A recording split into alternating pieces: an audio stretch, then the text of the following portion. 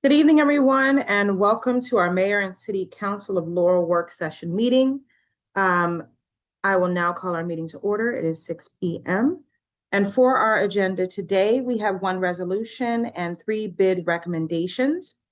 To start off our meeting, we have resolution number 6-2025, which is a resolution of the Mayor and City Council of Laurel, Maryland, adopting the 2025 City of Laurel Sustainability Plan. And here to help us understand this resolution even more is Ms. Michelle Blair, of our Sustainability Manager. You now have the floor.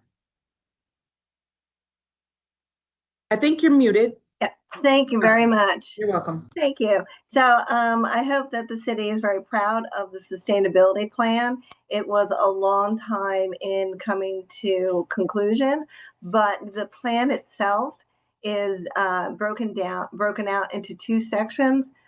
City operations, which focuses on what we can do as internally to create a more sustainable community, and then the bulk of it is the community framework, which was created by the residents. It's their own voice that we did through a series of focus groups.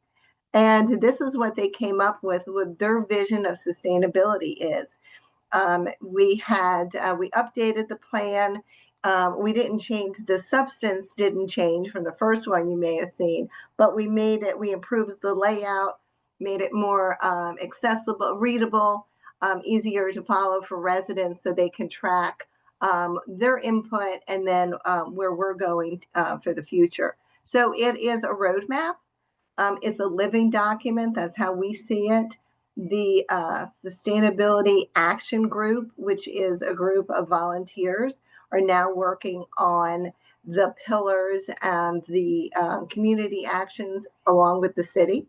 So that's exciting. And I am hoping that the resolution will be passed by council so that we can use this as our roadmap moving forward to a sustainable community. Would you like me to read the resolution in its entirety, or? You don't have to read it in its entirety, but if you want to give us more clarification or understanding about the meat of the resolution, that would be helpful, just for the public. Thank you so much. Okay, so the resolution states that as a city, we seek to optimize the quality of life for our residents by ensuring that we're making environmental, economic, and social objectives are balanced and mutually supportive. So what the plan is saying is that we want to provide our residents now with a sustainable community and also protect future residents so that they also can enjoy a sustainable community. So it's about balancing our assets and balancing what services and what we have in the city. That we strive to save taxpayer dollars. That is evident in our organics recycling. So the city is very aware of not only from the environmental standpoint, but also from the financial standpoint to provide services that are sustainable into the future. The organics recycling, because of the tipping fees, because of the cost, is a very sustainable project, and the city has embraced that, and we're moving forward with that citywide. So it is a model of government that benefits our current residents and our future residents. So it's really about creating a very sustainable community using different pillars. So focusing on planet, peace and partnership, prosperity, and people. So that is the highlight of the resolution. Thank you, Ms. Blair. Do we have any questions or comments from the council?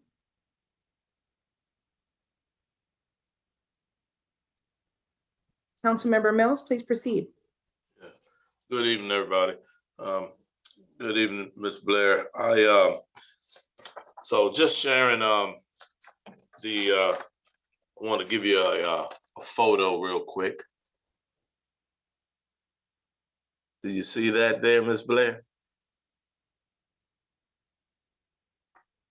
Okay, so that's a photo when we were down at the compost, and down at the compost yard, and the where it says here on your resolution, where was it? Oh, where it says, whereas by endorsing a sustainable path, the city of Laurel is pledging to educate itself and community members. So I'm gonna stop right there. So what I did was, Ms. Blair, I took it upon myself to continue that education. I've basically been in all of the elementary schools here in the city and without the city, doing the career days as a councilman. And so on my council report card is a picture of the pictures that I've shown you of eating the crabs and shrimp. And I shared this message to the elementary, middle school, and high school during the career days, and sharing the information of the importance of composting, recycling, and all of that. And I just want to let you know, to give you my report card as far as what you've been doing. It's great work, and I appreciate your effort. Thank you. Thank you, sir. I appreciate that. We have a lot of council that are very supportive and have been supporting a lot of the sustainability initiatives. And I always appreciate your very energetic take on it. It makes it really come alive for a lot of people. So I appreciate that. Thank you. Yes, ma'am. Yeah, they need to know. I mean, as far as the youth, because it can't just be about us, elders. We have to trickle it down now, because, you're doing the front work, but now we, trickle it down and educate them. A lot of the kids knew about recycling, but they didn't know about composting. And a lot of, even when I talk about the neighbors, also a lot of when the city sent out the compost cans, a lot of the community wasn't even using the cans. I had one neighbor who even said that they thought it was for putting certified mail in the box, in the can. Yeah, so we got a lot of educating to do throughout the community, and we're here for it. Thank you. Thank you, Councilmember Mills. Are there any additional questions or comments from the council? Councilwoman Johnson, please proceed. Thank you, Ms. Blair, for all your work and the other departments' work on the plan. So are we able to ask questions about the actual plan, or is it just about the resolution? Because I just had a couple. I'm fine with asking questions about the actual plan. I mean, but that's, yeah. Okay, they shouldn't be too difficult. Okay. But just looking through the plan throughout the different pages, it mentioned time frames like near, mid, and long. So I just had a question about the time frames that referenced. I think I can see a page specifically.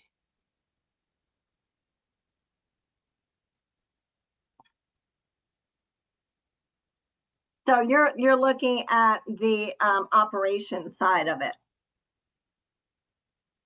I think so. Yeah.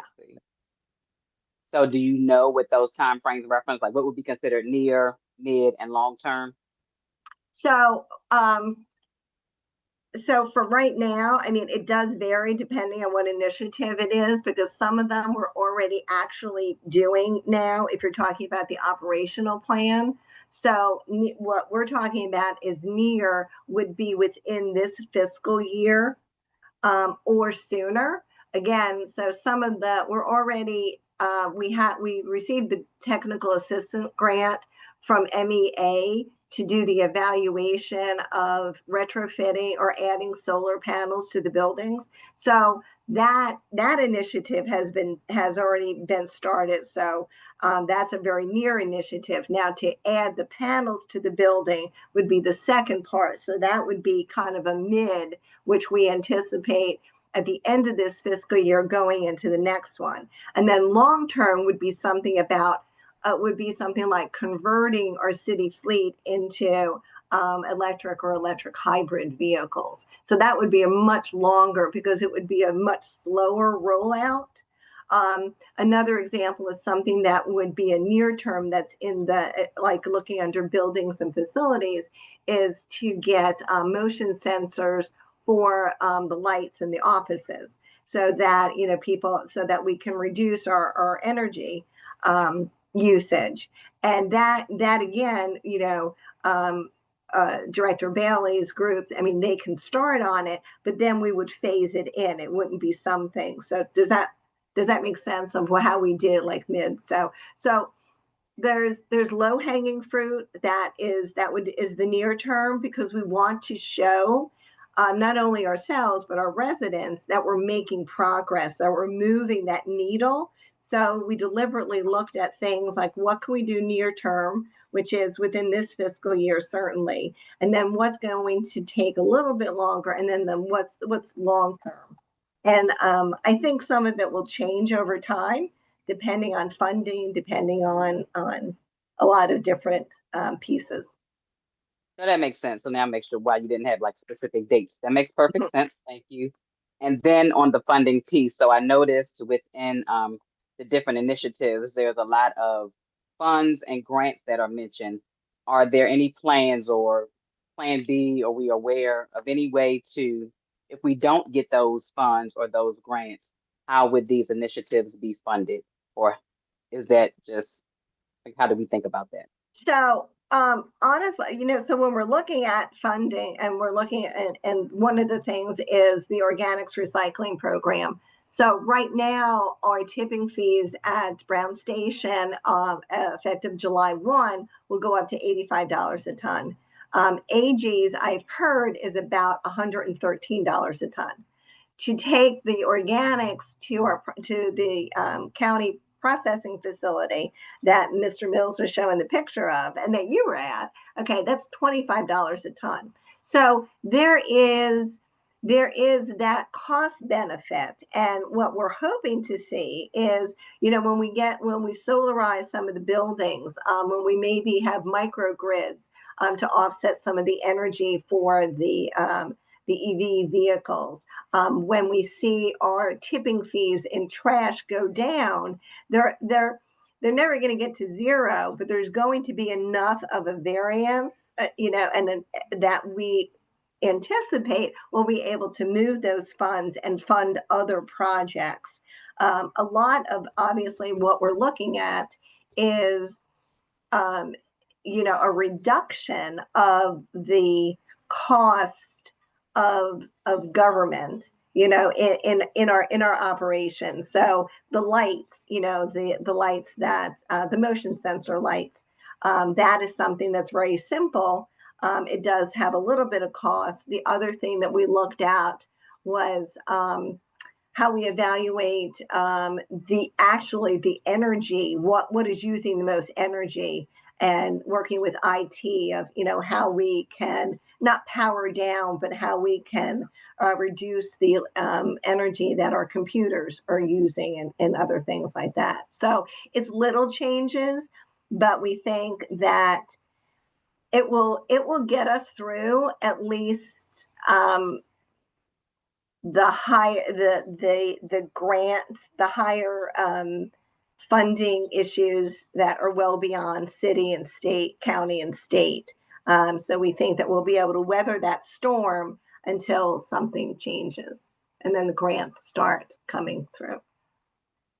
Okay, thank you. That was it. Thank you, Councilwoman Johnson. Are there additional questions or comments from the council? I don't see any, but I do have a couple of questions if possible.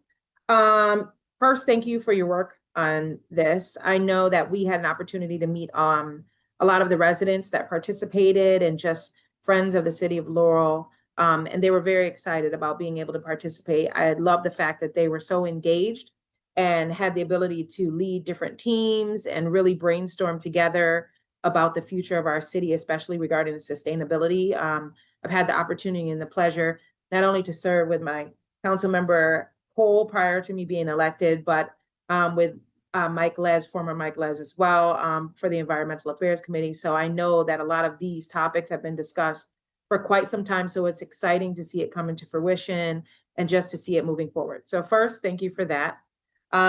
Second, a couple of questions that I had. I saw in the, you explained about the measurables and some objectives regarding the resolution. Can you clarify, is this plan for elected officials, for staff, or for everyone in the city? It kind of reads as though it's for elected officials, so I just wanted to understand.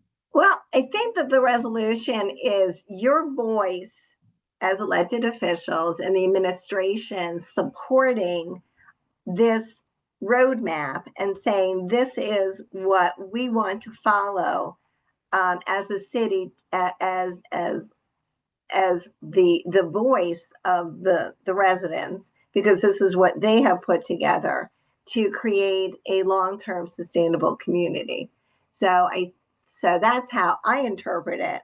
The actual plan is our roadmap. So once the council says we want to accept this roadmap as a good way to move forward, to move that needle forward as a city, then each department has its own section. And now each department will come up with their own sustainability goals, and they will start, working. We'll all start working together. As far as the community framework, I'm already working on that with the community and the city and seeing what we can do there. So does that clarify it? I mean, so yes. I see this as your voice, but the plan is kind of all of our voice. Okay, no, absolutely. Thank you for explaining that. I appreciate it. I think based on what your feedback and your clarification tells me, for the whereas for number 6, I would recommend that perhaps we just say the city of Laurel. So it encompasses everyone, including, elected officials, city staff, because I would hate for it to just hone in on just elected representatives, because honestly, helping the earth and especially our city for sustainability is kind of all of our part, if possible. Just a recommendation. Second question regarding just equity. I was looking through the sustainability plan as well. And does this plan address equity or affordability or vulnerability in our communities regarding sustainability? Oh, I think you're on mute. Sorry.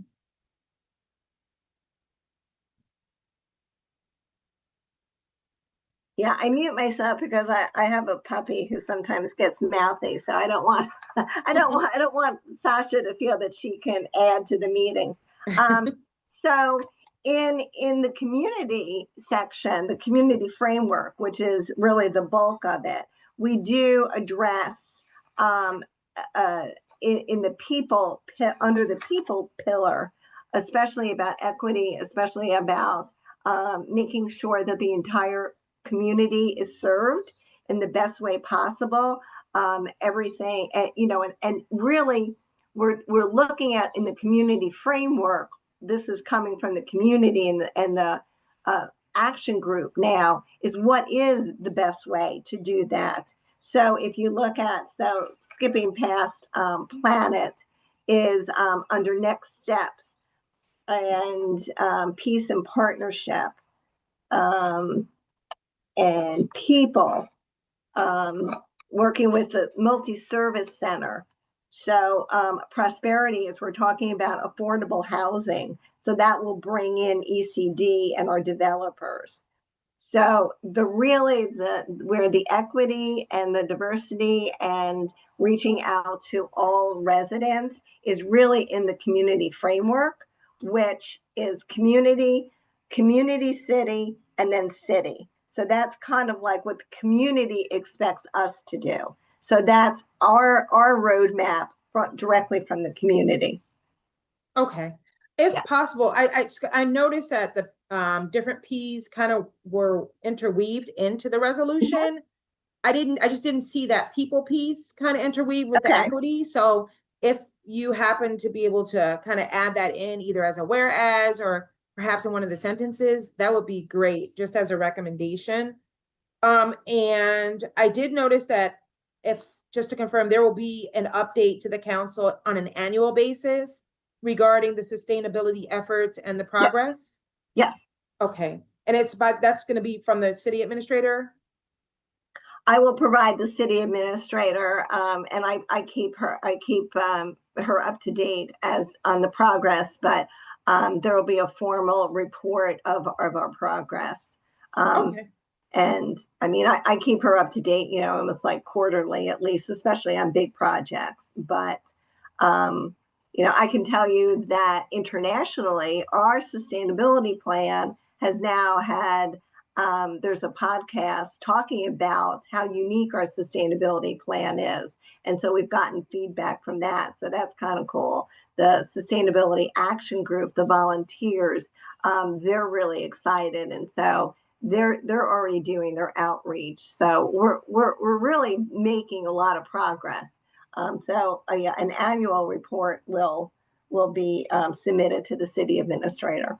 Okay. Thank you for confirming that. And my last question, just in regards to the sustainability plan, do you have an idea of the estimated amount of how much would need to be invested in to make this plan successful? I would assume that it will take more staff and that it may take, usually with environmentally friendly things, that you end up getting the money back in the end, but you have to put the money up front. Yeah. So just wondering if there is a thought or an estimate, or if you believe that there may need to be an increase in staffing for this?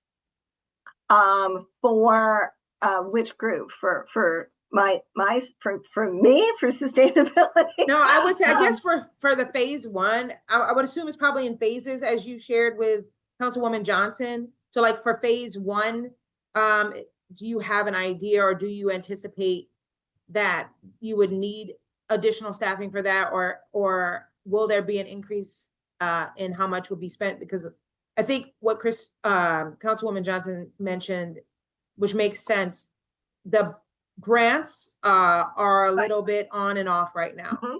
And so with us not being able to fully rely on those, just wondering if it will require additional support.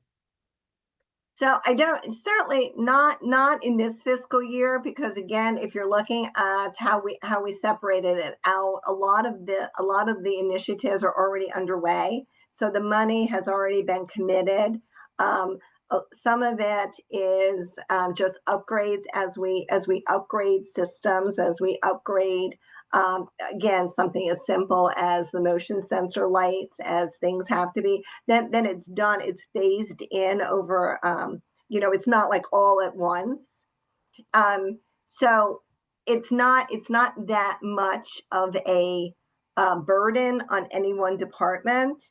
I kind of, I do a lot of cat herding, so I think that's in my job description. So I pulled together a lot of resources right now. I mean, for me, I have myself, and then I do have auxiliaries, and I have volunteers, and I do work with other staff.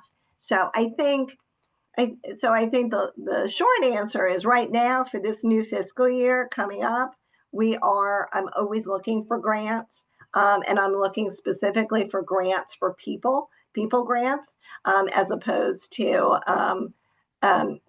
also product grants. So things that we can actually, whether it's education and outreach, or whether it's the big bellies or whatever. So there's always something that I'm looking for. But I think as we move forward, and we can get the residents really energized, I think that we'll see a lot of at least the community framework is going to be supported and energized and moved forward by the community. That is the goal. We want the community to really kind of take this as their own and start helping us move the needle forward. All So, right. Great. I Thank would you so love much. to have more people. I like people. Thank you for confirming that. I really appreciate it and for answering those questions. Those are all of my questions. Just one last check. Are there any additional questions or comments from the council? No? All right. Well, if there are no questions or comments, I'm assuming that everyone is comfortable moving this forward to our June 9th meeting. Hearing no objections, we will be moving this item to our June 9th Mayor and City Council meeting for the first public hearing. Thank you so much, Ms. Blair. Thank you. Have a good evening. You as well. Thank you.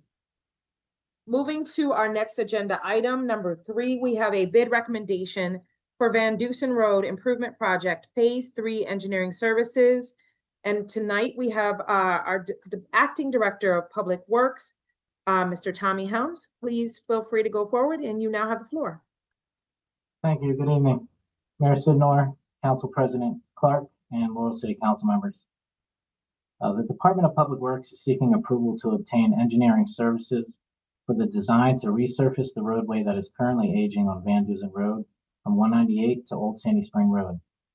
The service includes designing ADA compliant pedestrian ramps, stormwater management, sediment control, widening of islands, and traffic signal reconstruction.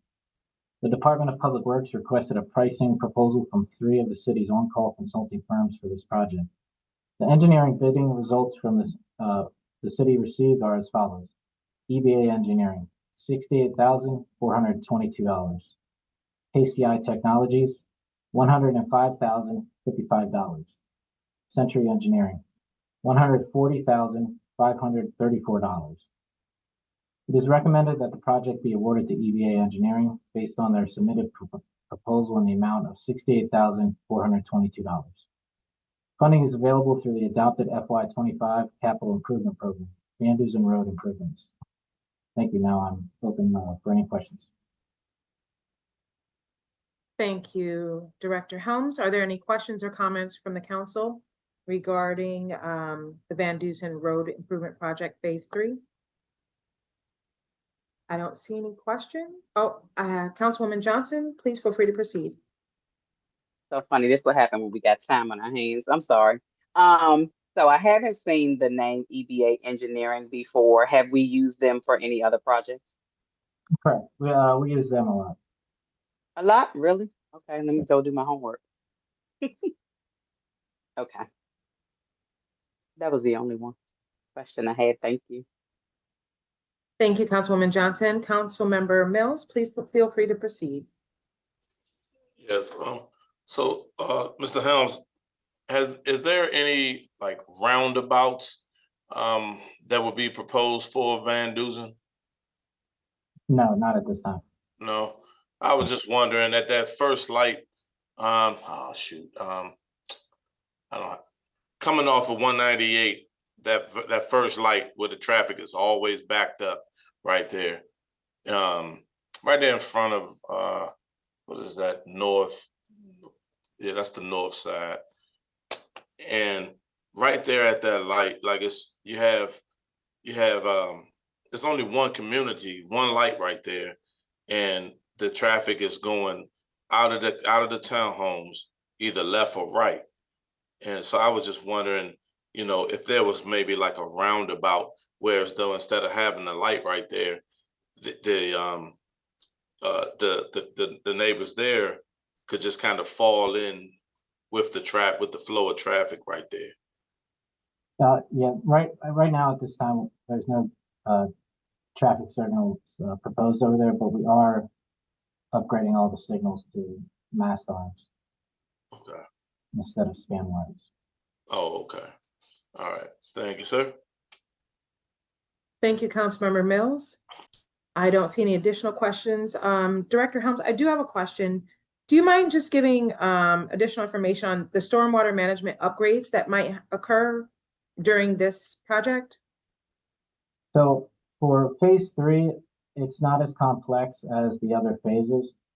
And regarding to the stormwater management, it's more of a stormwater collection. The other 2 phases were more complex and had all of the stormwater management specifically.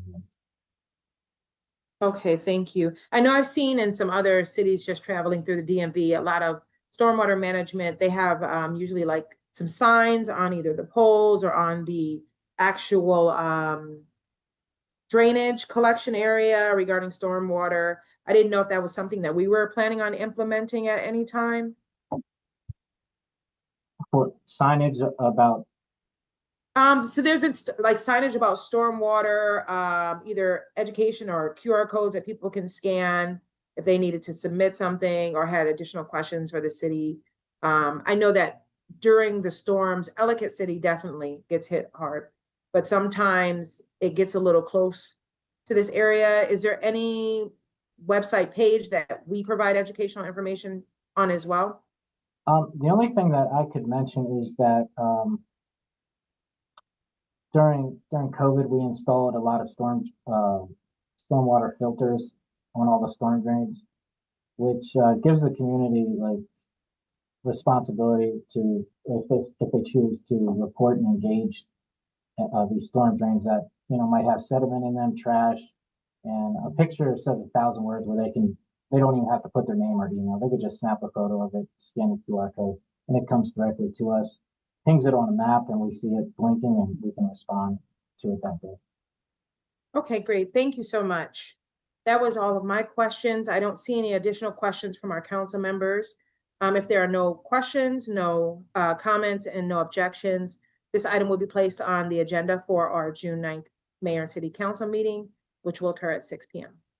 Moving to our next agenda item, number 4, is another bid recommendation, LA 25-009, a Stanley Place Road Improvement Project, and this will be talked about by Acting Director Tommy Helms again. You now have the floor.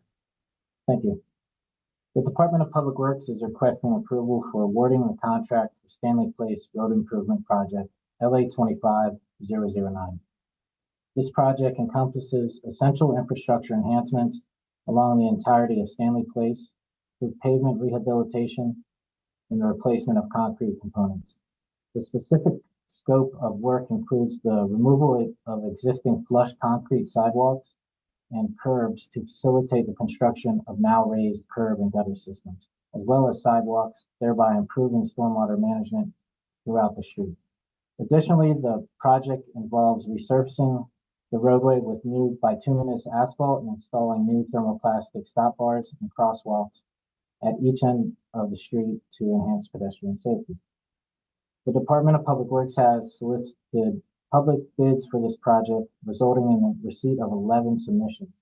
A formal bid opening was conducted on April 29th, 2025 at the Laurel Municipal Center. The submitted bids ranked from lowest to highest are as follows. Calvert Ready Mix and Concrete Supplies, LLC, $63,291.68. Stanley Concrete, LLC, $71,600. BMP Construction Company, Inc., $86,710. SFMS, LLC, $101,407. Alcoa Concrete and Masonry, Inc., $106,088.58. Espina Paving, Inc., $114,069.04. BNR Services, Inc., $117,639.90. Blue Ridge, Inc., $174,872.75. Francis O'Day Company, Inc., $177,686.50. FLB Contractors, Inc., $225,623.50. CNN Associates, LLC, $347,594. The apparent low bidder is not a minority business, but the difference in pricing from second lowest bidder is more than 3%. Funding for this project is available through the adopted FY25 capital improvement program, Stanley Place improvements. Thank you. Oh, I'm sorry. No, you're. I need to complete this last part. It's recommended that the contract for this project be awarded to Calvert Ready Mix and Concrete Supplies LLC from Leslie, Maryland, for their bid of $63,291.68, with the contingency of an additional $6,708.32 for a total of $70,000. Now I'm completed. Thank you. Thank you. Do we have any questions or comments from the council? Council Member Mills, please proceed. Director Helms, on it when it's mentioned about the raised curbs, is that something new, or is it just the same lingo or language as being that they will be adding the curbs? Like, what is that about a 6 foot? 6-inch curb? Correct. Currently on Stanley Place, it is a very old street, and since I've been with the Department of Public Works, I haven't seen it repaved at any time. And currently on the street, the concrete is flush with the roadway, so there is no curb at all. There's about a section of maybe 40 feet that does have curb, but we want to extend that the entire length throughout Stanley Place. So when we were doing site visits on Stanley Place, some residents would mention to us that the rain does go into their yards from it. So us installing this curb, it'll direct the water down into the storm drain system. We will have these issues. So is this this curb and sidewalks? So I mean, that seems like if you're raising the curb if you're raising the curb, then you have to raise the sidewalk. That leaves a drop in the yard, correct? No, what we're going there on the plan, there is areas where I get what you're saying, where the if you do raise up the curb, then you're raising it 6 inches above the driveway, correct? Right. So in the plan, there are sections of small sections of the driveway that will be redone, so everything will taper into that. So do you not see the issue that those constituents will have? Because I mean, if they're already getting puddles in their yard, but that 6 inch from the street, where you have to raise that dirt to be, because I mean, you could just a neighbor could just come out, walk towards the sidewalk, and just trip up over the sidewalk. So you have to put some type of traverse ramp right there of dirt, but then that's leading to a section going towards the house where it's like where like water will stream right there. Water's not going to go into the residence yard anymore. It's going to be on a 2% slope from the sidewalk, so it's all going to drain into the roadway and down into the storm drain system.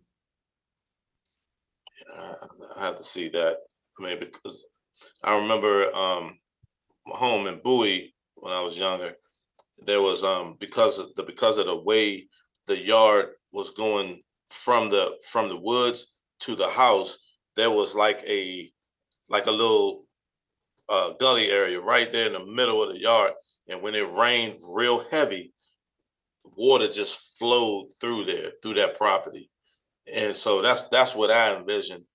That's what I see as far as, and I'll go over there. I'm gonna go look, and just to get a visual. But that's what I envision right now. When you do go out on site, I'd be happy to meet you out there, and we can go over the plan in person. All right. Well, that's gonna be today. So yeah, Okay. on my way home. All right. You go ahead and continue doing what you're doing. I'll just give you a report back or something, take some pictures or something. But also with the sidewalks, not the sidewalk, the raised curb, the way So they will have, when they lay the asphalt down, normally there's like a crown in the road, which will allow the water to pour down. And there's going to be curbs on both sides of the street, huh? Right. Okay, so the water will flow down the crown of the street of the asphalt to the gutters. All right. Thank you, sir. Thank you, Councilmember Mills. Mayor Sidnor, please proceed. Yeah, just to follow up, the engineers will definitely look into that, Councilman Mills, so he'll back us up to make sure we're doing the correct thing. So it wouldn't be signed off without the engineer's approval as well. So.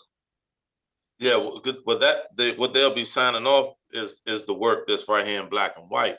But when it comes to the individual's yards, that's another issue, though. See, there's no dirt in this paperwork here, right? So that's the point that I'm trying to make. Well, I'll go look and see for myself because if there's never been, like Director Helms saying, this is an old street in which they don't even have raised curbs. So that's going to lead to perhaps another issue, not on the street level or the curbs, but into the yards of the constituents, with them needing maybe extra dirt added to level off their yard so that there will be a smooth flow of water not being puddled in the yard, but going to the street. That's my concern. And during construction, all contractors they're going to be backfilling all disturbed areas. So it's not like we're going to be leaving a big gully for water to be collected. Right. Okay. So if they're backfilling, now this number of $63,291.68, no dirt to backfill is in this right here for us to approve. It is in our bid book. So I can review that with you if you want to as well. Okay. Thank you.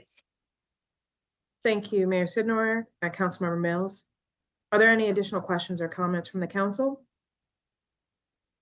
I do have a comment. I just want to say thank you. I noticed by the Municipal Center at one of the recent events and memorial services, the sidewalk, and there were so many people that were commenting about how good it looked and how much better it was. And so even though you didn't hear it, just want to let you know and the staff know that it looks wonderful, and thank you for all your hard work on that.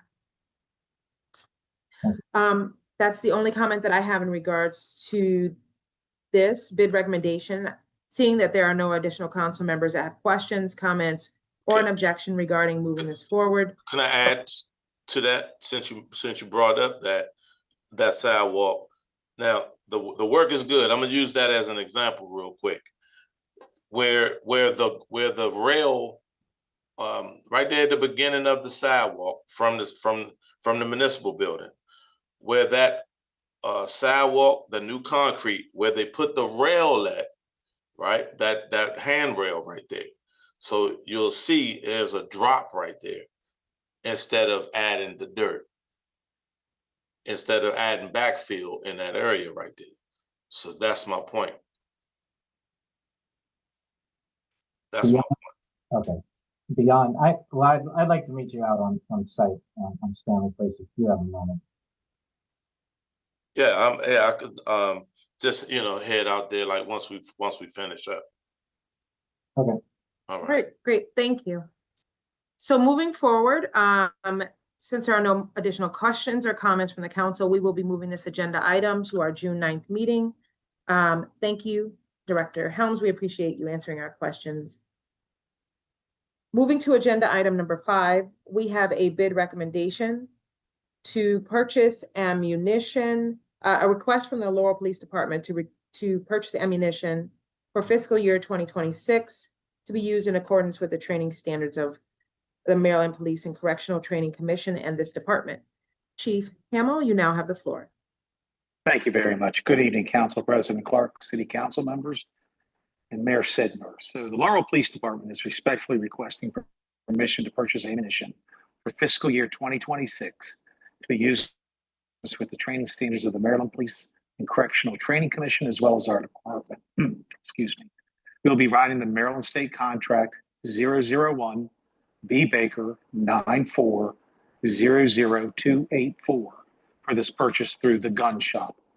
Funding for this purchase is included in the adopted FY 2026 operating budget in account number 301-52571, entitled Ammunition Purchases, with a line item total of $55,000.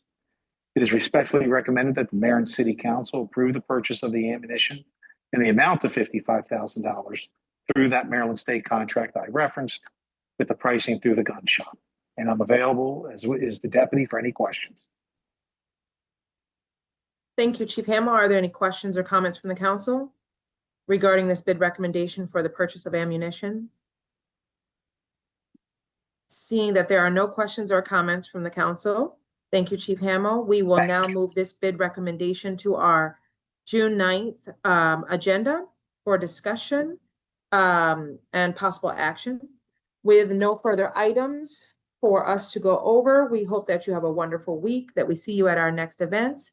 And this meeting is now adjourned. Have a good evening, everyone. Thank you.